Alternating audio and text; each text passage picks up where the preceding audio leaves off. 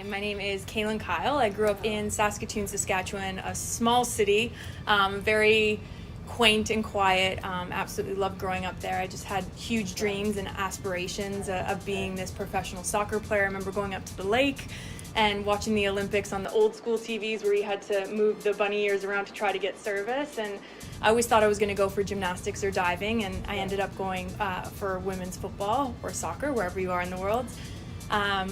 Achieved an Olympic bronze medal with Canada in 2012 in London Olympics, won a gold medal at the Pan American Games in Guadalajara, Mexico, and then retired in 2017.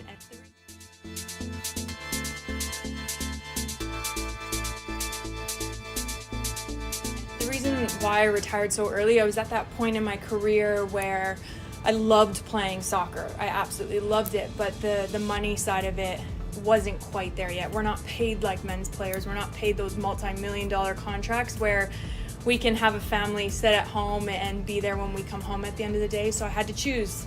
Did I want to be a mom, or did I want to keep playing for a few years and just making ends meet? And I knew I wanted to be a mom someday, and I met my now husband when I played in Orlando. He was on the men's team, I was on the women's team, and it was really a no-brainer. I had done everything I wanted to achieve in women's football. Inspired so many in Canada and across the world, and showed that anything is possible. It doesn't matter where you're from. And then I broke out into the TV world, covered my first Women's World Cup, then went to beIN Sports, started covering La Liga, Ligue 1, and it absolutely took off from there. I started hosting with Ray Hudson on Magisterial. I went to my first El Clasico, was sideline reporter there, and an analyst as well for the week, which was absolutely insane. And now this coming weekend, I will be, I think, maybe one of the first women's color commentators for a La Liga match. And to work alongside Phil Shane, I mean, he's the one and the only. I mean, it's such a privilege working alongside someone like Andres Cordero, Ray Hudson, you name them, and I've all met them here in Miami, and it's just such a cool opportunity, and I can't wait for it.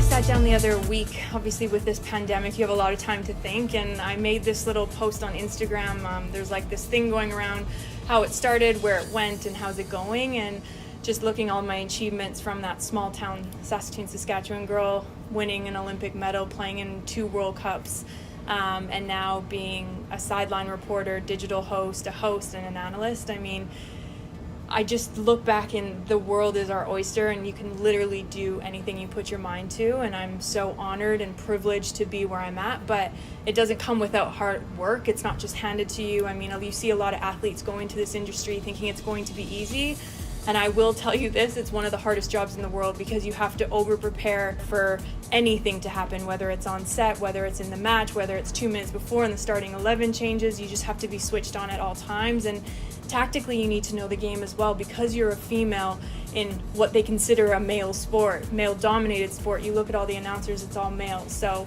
nothing catches me off guard, and no one has anything that they can spin or say, oh, it's because she's a woman, oh, it's because it's a male's game, oh, it's a male sport. It's not.